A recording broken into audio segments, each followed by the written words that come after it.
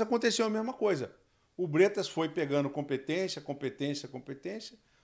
e agora os processos que ele julgou estão desmoronando, dando penas exacerbadas, muitas vezes fora da realidade que normalmente se julga no judiciário. Bem-vindos ao Corte do Barba, canal oficial de cortes do BarbaCast. Assiste esse vídeo até o final, que eu tenho certeza que você vai gostar. Não deixe de se inscrever no canal, ativar as notificações, deixar um like e comentar o que você está achando desse vídeo, além de se inscrever no BarbaCast, beleza? É nóis, tamo junto e bom vídeo. Fechados. Eu furei um bloqueio em 2018. Furou a bolha Furei um completamente. bloqueio. Ninguém imaginava, falou assim, aquele doido ali não vai conseguir nada. Mas a população votou em mim em massa. Votou pela minha história, pelo alinhamento que nós tivemos, né, com o presidente Bolsonaro, um alinhamento de ideias que continua, nós vamos falar sobre isso. Uhum. Então, a população falou, pô, é esse cara aí. E a gente foi eleito e eu comecei a mudar algumas coisas. Você lembra da vistoria do Detran? Uhum. Todo Lembro. mundo fala que a vistoria do Detran tem corrupção. Eu ouvia isso, eu nunca tive esse problema porque... Eu já tive. Pois é, Já então tive. você é testemunha, né, Sou. dessa história. Eu Aham. nunca tive, porque ninguém vai pedir propina para um juiz federal. Claro. Né? Na Vai hora... ver que eu tenho cara de bobo, então brincadeira. Eu Me acredito pediram que não. porque Ah. a placa tava meia apagada. Ah. E a minha mulher, como boa advogada, se recusou e deu um escândalo.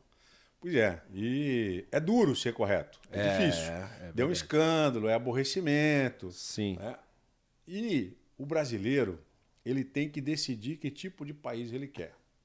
Se ele quer um país livre de corrupção, se ele quer um país que vai crescer, se ele quer políticos que tenham compromisso e que tenham propostas, ele tem que escolher. Uhum. No meu caso, eu fui eleito governador e comecei a mudar a história. A vistoria do Detran eu acabei. Por quê? Aquela vistoria não serve de nada. Nós criamos o Detran Seguro, que só entrou em funcionamento agora. Né? Porque o Detran Seguro, ele vai fazer uma fiscalização na rua. Então, para o carro, analisa. E eu sempre determinei o seguinte, tem que ser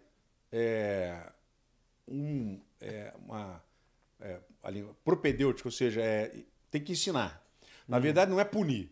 Então, você chama o cara lá e fala assim, ó, teu pneu não está legal, dá uma notificação para ele, ou seja, é educativo, não é punitivo. Então, essa sempre foi a minha determinação. O cidadão tem que ser, às vezes ele está com o pneu careca porque está sem dinheiro, está todo mundo numa situação difícil. Então, orienta. Né? Se não tiver realmente condições de trafegar com o veículo, então ele tem que ser tirado de circulação. Uhum. IPVA, pode parcelar em até 10 vezes. Então, essas questões que nós tratamos na vistoria foi uma questão técnica. Proibir a Polícia Militar de fazer blitz veicular.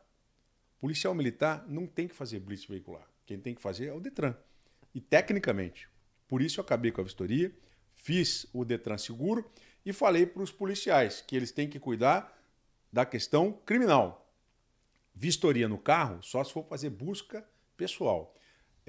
Análise de documentação só para verificar se está falsificado ou não, se tem carteira ou não. Documentação e crime. Carro não é atribuição da polícia fazer. Aí acabou com a chamada máfia do reboque, que voltou agora. Uhum. E queriam voltar com a vistoria do Detran. Esse antro de corrupção que eu acabei foi um duro golpe na máfia que provavelmente circunda ali alguns interessados, né, alguns deputados. Né, não sei quais, cabe ao Ministério Público investigar, mas que tem deputado envolvido nessa história, tem. E outro duro golpe que eu dei no crime organizado foi implantar o sistema eletrônico de informações. Quando você faz uma obra pública, tudo tem que estar no sistema, transparente. Não acontecia assim, era papel. O Sérgio Cortes, que foi secretário de Saúde do Cabral, só foi preso lá na frente, né, depois que ele deixou o governo. O Sérgio Cabral devolveu 500 milhões. Né? Palocci devolveu 100 e tantos milhões. Ou seja, os criminosos da política não conseguiam ser pegos com a boca na botija. Então eu criei o SEI e o SEI impediu que as obras públicas fossem contratadas sem transparência. Isso foi mais um duro golpe, né? E a política reagiu contra mim. A política reagiu, os deputados reagiram contra mim, né? E criaram uma narrativa de que eu dei uma decisão para favorecer o MOS e que os hospitais de campanha era para fazer os hospitais de campanha e não foram feitos. Se o político que promete alguma coisa e não cumpre e você não dá a oportunidade de se justificar, for caçado, não vai ficar um político no Brasil. Basicamente, o que aconteceu comigo no processo de impeachment foi isso. Foi um julgamento absolutamente atabalhoado. Se os hospitais de campanha deram problema, eu teria que ter direito de fazer perícia. Não tive esse direito de fazer perícia. Eu fui julgado praticamente sem direito de defesa. E com base numa delação que não tinha prova nenhuma. Ou seja, o julgamento do impeachment, qualquer criminalista que olha aquilo ali vai ver que é um show de horrores. Mas como é um julgamento num órgão político, com 5 deputados de oposição, ferrenha oposição contra mim, de esquerda, né, e 5 desembargadores que não sabiam exatamente o que eles podiam julgar naquele processo. Porque é um processo político. Eles julgaram, do ponto de vista jurídico, com um rigor absolutamente excessivo, que não existe no judiciário, né? Um rigor excessivo, considerando verdade aquilo que juridicamente não se pode considerar verdade, que é a delação. Então isso resultou numa cassação inoportuna, no meio da pandemia. Eu fui afastado, nada ficou comprovado. Os processos criminais que foram iniciados contra mim foram anulados por incompetência do juiz que começou a investigação. Quem foi? O Marcelo Bretas. O Marcelo Bretas, ele foi absolutamente infeliz, para dizer o mínimo, na condução dessa investigação. Existe muita coisa ali que ele tem que se explicar. Ele ficou 2 meses investigando o governador quando ele não poderia investigar. E isso tudo, quando você fala que um juiz age de forma parcial, foi o caso do Moro. Queiramos ou não, a competência daquela história da Lava Jato foi extrapolada dos limites da razoabilidade do processo penal. E o Supremo Tribunal corrigiu. Quer queira ou não, a decisão do Supremo Tribunal, no meu entender, está correta. E no meu caso aconteceu a mesma coisa. O Bretas foi pegando competência, e agora os processos que ele julgou estão desmoronando, dando penas exacerbadas, muitas vezes fora da realidade que normalmente se julga no judiciário. E isso é o ativismo judicial. Isso é o juiz fazer da sua vara um palanque político. Depois ainda até começou a falar que ele ia ser candidato a prefeito, né? Então, esse ativismo judicial, esse palanque político, não pode acontecer. O cara quer ser candidato, sai, né? Como eu fiz. E o que aconteceu comigo é esse ativismo judicial que começa nessa vara criminal. A investigação indevida, que foi anulada. Eu não respondo a nenhuma ação de probidade. O que é ação de probidade? Se houve desvio na saúde do Estado, eu teria que estar sendo processado pelo Ministério Público do Estado do Rio de Janeiro. Então eu não respondo a nenhuma ação de probidade, a ação penal foi anulada, o processo de impeachment ele é vergonhoso, não se coaduna com a jurisprudência de qualquer outro julgamento processual e penal dos nossos tribunais, é uma coisa singular. Eu sou candidato, o que você está vendo hoje é desvio de dinheiro público, mais de 250 milhões, e o Ministério Público não faz nada. Quer dizer, hoje eu fiz até um Twitter agora, perguntei, cadê o Ministério Público para afastar o atual ocupante do cargo de governador? Porque comigo foi, assim, rapidamente, 3 meses. Nós já estamos há vários meses, tem decisão judicial, batom na cueca, dinheiro sacado na boca do caixa e nada se faz. Eu fui afastado do meu cargo, sofri um processo de impeachment que é nulo por vários motivos. O prazo, inclusive, deveria ser de 120 dias, foi 250, e ninguém quer julgar essa matéria. Está lá um mandado de segurança do tribunal que não é julgado. Então, assim, alguma coisa muito estranha está acontecendo, né? Eu bati de frente com o sistema, eu incomodei muita gente. O Brasil, infelizmente, é um país em que a política é feita entre amigos. Essa é a grande verdade. Você, Rafael, quer ser político? Não. Não. Não. Mas não imaginemos que um dia você mais velho um pouquinho vai falar assim, pô, vou contribuir com o meu país. Vou contribuir com o meu país. Aí você chega no partido político e fala, eu quero ser candidato. Aí o cara do partido fala assim, quanto você vai colocar aqui de dinheiro? Eu ouvi muito isso. Eu ouvi. Quanto você vai colocar de dinheiro aqui? Eu falei, não vou colocar nada, vou colocar meu ideal. Agora, os partidos políticos, em 2018, não me conheciam. E eu consegui entrar através de um partido que não me pediu dinheiro, né? E que fez a minha campanha, né? Com as contas que foram aprovadas, não tivemos nenhum problema. Eu gastei 3,5 milhões na minha campanha com os deputados. O outro candidato gastou 80 milhões. Então, hoje, se você quer entrar na política, os partidos normalmente têm dono.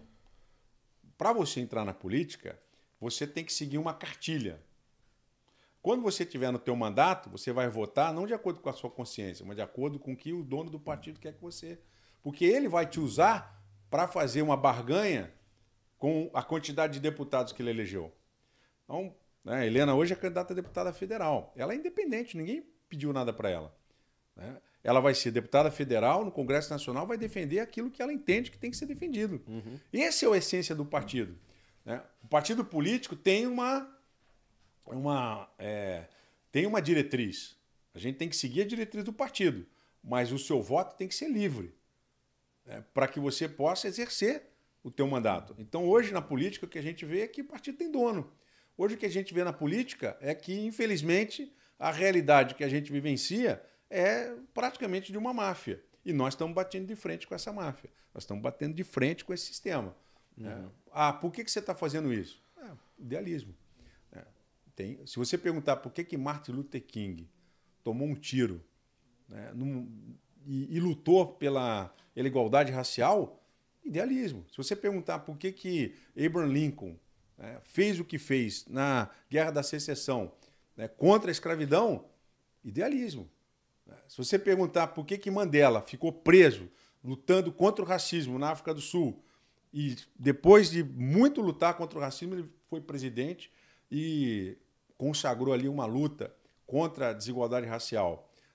E nós estamos lutando aqui pela liberdade do povo do Estado do Rio de Janeiro, contra esse crime organizado, contra o uso indevido do dinheiro público. Então a gente tem que entender, né, como a gente fala no futebol, o cara às vezes veste a camisa do time, né, e dá o sangue pelo time, né? Tem outro que joga de qualquer jeito, mas está lá recebendo o dinheiro dele. Então a diferença entre quem faz por dinheiro e quem faz por amor e por ideal é muito diferente, né? Você está aqui porque você gosta de ser, né, de ser um comunicador. Então a gente faz as coisas por ideal. Então, essa tem sido sempre a minha vida na política. Eu não estou por dinheiro, não estou por glória, tenho minhas convicções religiosas, né, eu sou evangélico.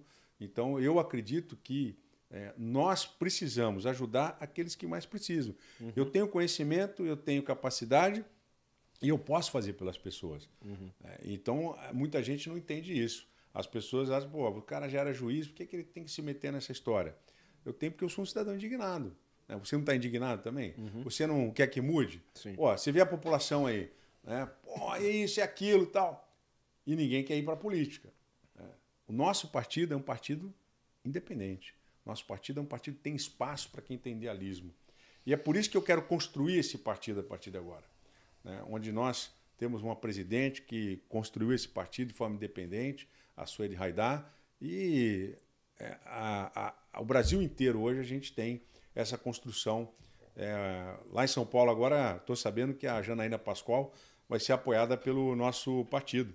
Então essa congregação de ideias, de pessoas que vai nos ajudar a melhorar o nosso país. Entendi. Você falou sobre...